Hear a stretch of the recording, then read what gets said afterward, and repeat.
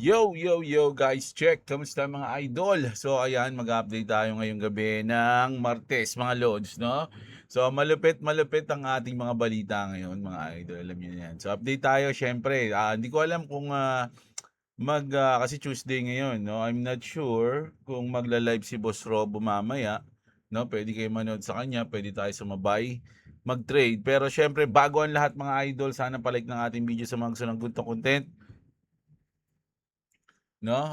Crypto news, global news, trending news mga lods, mag-subscribe na kayo sa ating channel mga idol. So let's go. So sa chart natin, ako medyo negative tayo mga idol, no?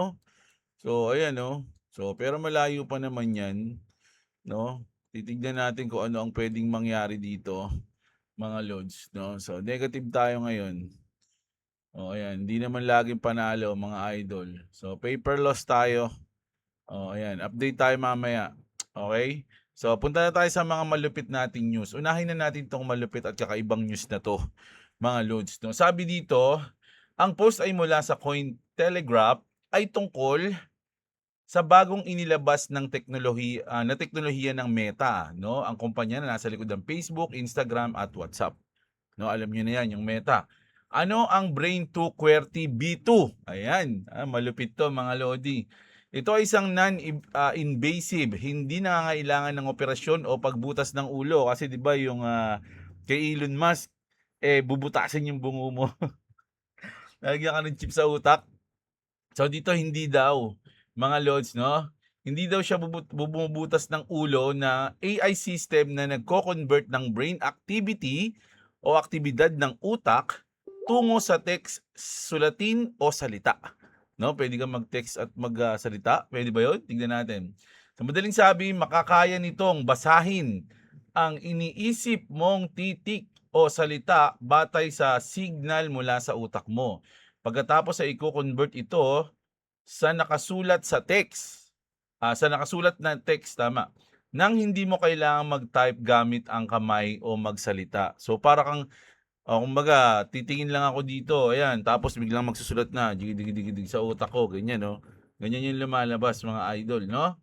Ayun yung sinabi dito, ayun yung Brain2 QWERTY B2, 'di ba? Nang hindi mo na kailangan mag-type gamit ang kamay o magsalita, sabi rito. Mahalagang detalye, ito ay version 2 na. Ibig sabihin, may pag-unlad na ito kumpara sa nauna. Non-invasive ito, kaya mas ligtas at mas madaling gamitin kaysa sa mga implant tulad ng Neuralink. No, ayun yung Neuralink. Mga lods, alam nyo na yan, di ba? Pero kasi yung Neuralink, mga idol, ang pinaka-tinarget kasi ni Elon nun, yung mga talagang hindi nagagalaw yung kamay, kumbaga parang mga disabled, no? Ganun yung mga nakita kong may Neuralink eh. Pero ito, pwede siya sa mga hindi stable, no? Parang ganun siguro to. Hindi katulad ng Neuralink na kailangang operahan. Posibleng malaking tulong ito para sa mga taong may kapansanan, no? Ganun din, no? Pero yun naman talaga yung target ni Elon nun eh, no? Para sa taong may kapansanan na pagsasalita o paggalaw. Halimbawa, ang mga pasyente na paralyzed o may ALS dahil makakapag-type sila gamit lang ang isip nila. So makakapag-ano pa rin sila mga idol, makakapag-Facebook, makakapag-X, no? Makakanood sila sa Netflix. So ayan, makapag-search sila. Maraming tao ang nag-react sa post. May natutuwa dahil sa potensyal na tulong sa komunikasyon, pero mayroon ding nababahala dahil sa privacy. Baka mabasa ng iba ang iniisip mo. O ethical na issue. Eh di wag mo i-type yung iniisip mo. Pwede ba yun? Sa kabuuan, isa itong makabuluhang hakbang sa Brain-Computer Interface, no, o yung BCI technology. Ang koneksyon ng utak at computer AI existing, pero medyo nakakatakot din para sa ilan. So ganoon naman talaga mga idol. Pag merong bagong kaalaman na natutuklasan ng mga tao, una kinakatakutan nila 'yan. No, pag may bagong tuklas o may bago sa kanila, ayaw nila noon, kinakatakutan nila. Mga lods, gano'n din 'yun sa internet dati, 'di ba? Ayaw nila 'yun, takot sila dun, eh. Gano'n din 'yun sa Grab, ayaw nila kasi may taxi na no'n, oh, 'di ba? Gano'n din sa computer, internet, basta 'yun, 'di ba? So, pero once na nandiyan na, gusto na nila bigla. Ayaw na nilang mawala. Gano'n din dati, dati ayaw nila ng pustiso. Iniisip nila, "Ayoko niyan, ay ba't nagkakaroon ako ng biglang ipin, ayoko niyan, wala na akong ipin."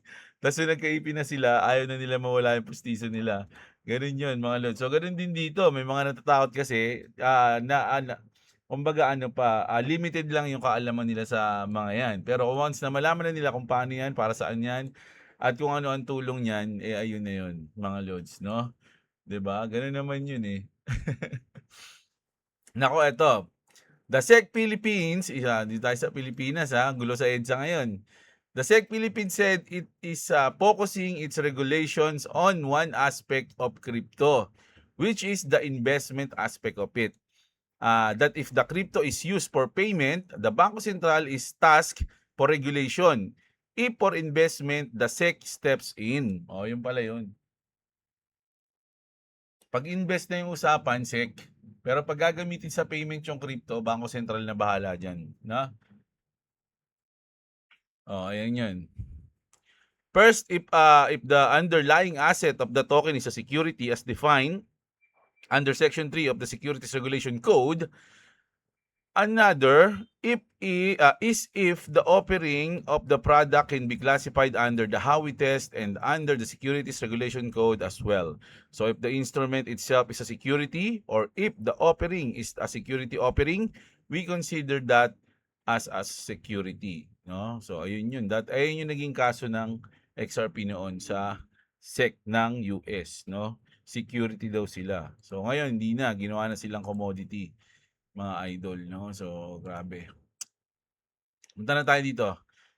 Speaking of mga malulupit na technology, China debut its biggest AI model without NVIDIA's chips.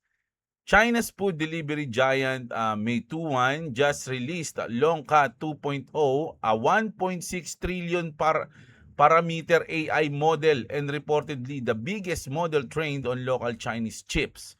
The model used 5,000 domestic chips after US export restriction limited China's access to NVIDIA's AI hardware.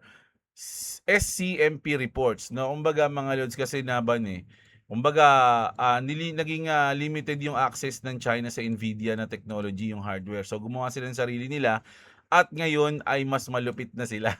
Hindi, gumawa sila ng sarili nila, no, at gusto nila, hindi nila gustong tapatan mga loads yung Nvidia na technology o yung technology ng US. Gusto nilang higitan mga loads. At sa tingin ko balang araw magtatagumpay sila diyan.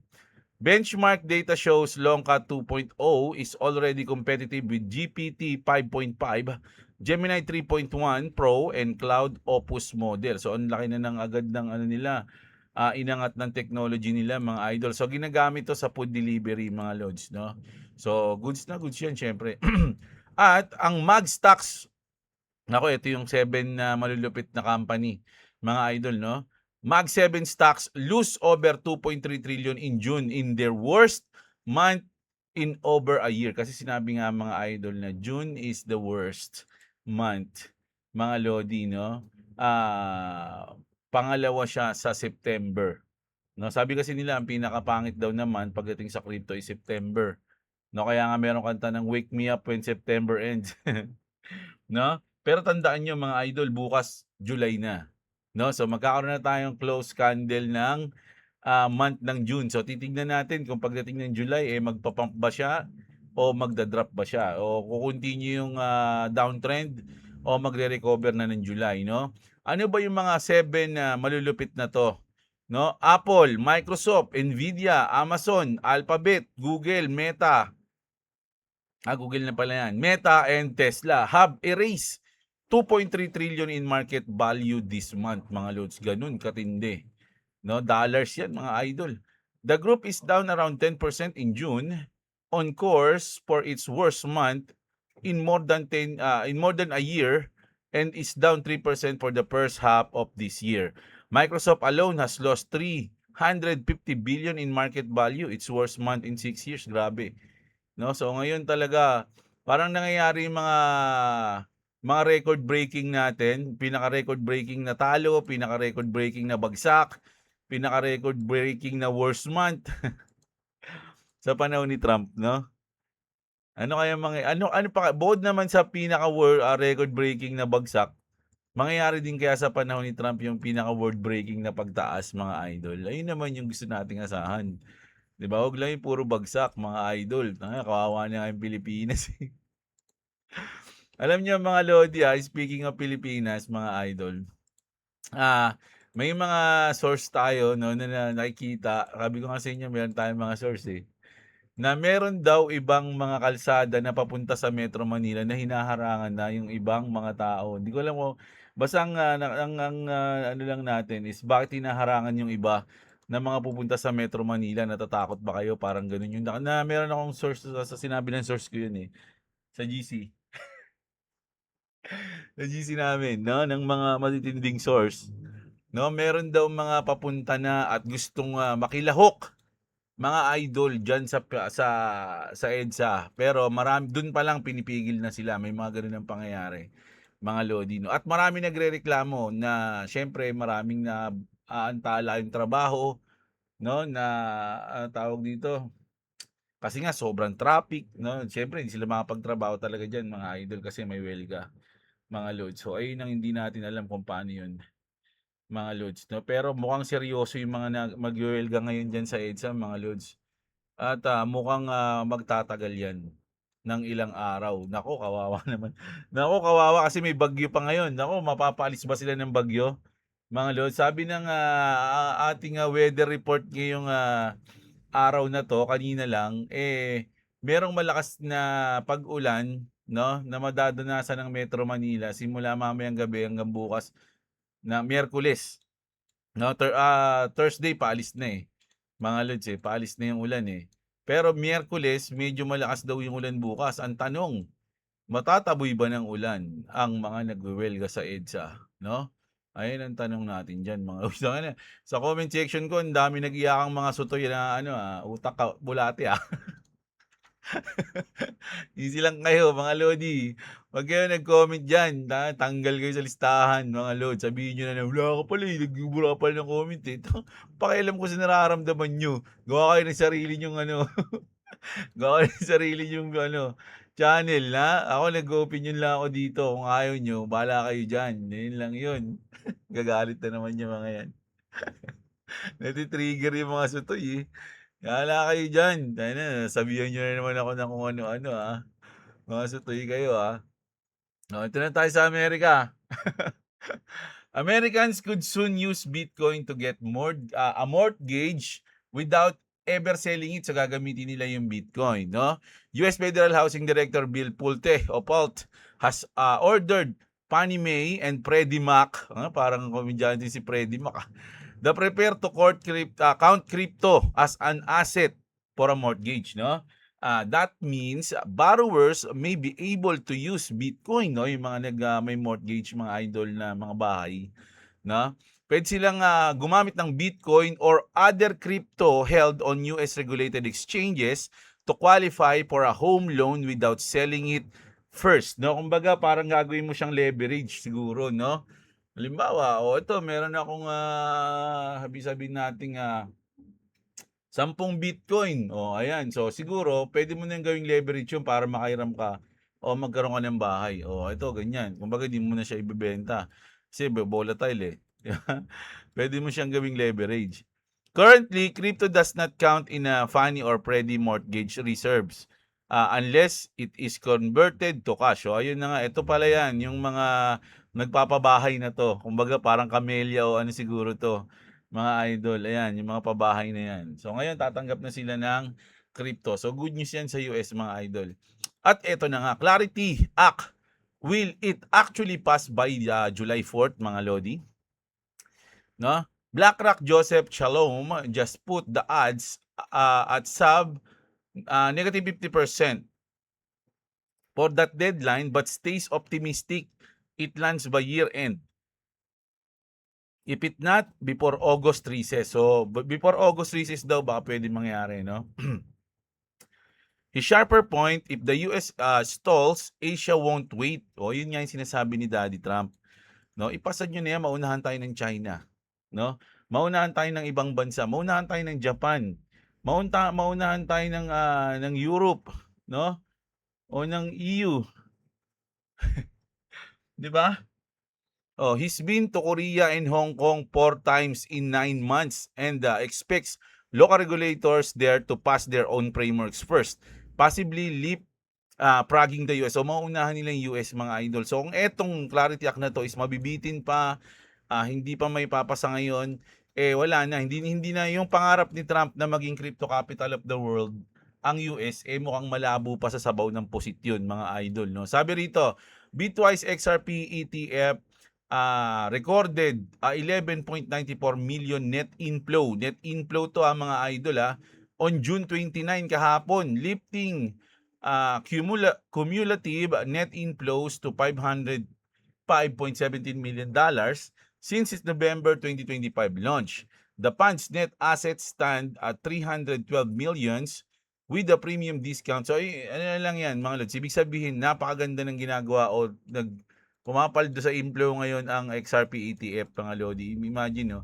June 29 lang, mga idol, no? $11.94 million. So, goods yan. No, kasi yung iba, Bitcoin, Ethereum, nung nakaraan kasi puro negative sila, puro outflow no? Ano lang, XRP lang yung ETF yung nagkakaroon ng inflow. So magandang pangitain 'yun, di ba? So dito naman tayo, ang malupit na XRP news natin. Yes, Ripple facilitates real-time blockchain-based payment between Thailand and Japan. So ito na 'yun. Mga lods, yung pinakita natin video kahapon, mga idol, na nagiging bridge yung XRP. So documented 'yan, mga idol. 'Di ba? 'Di ba? So matindi, mga lods, no? Oh. Ayan. So tinitignan ko yung time kasi, mga idol, medyo alanganin tayo ngayon na medyo mag-extend ng record. Pero kasi medyo may lakad tayo ngayon, mga idol, no?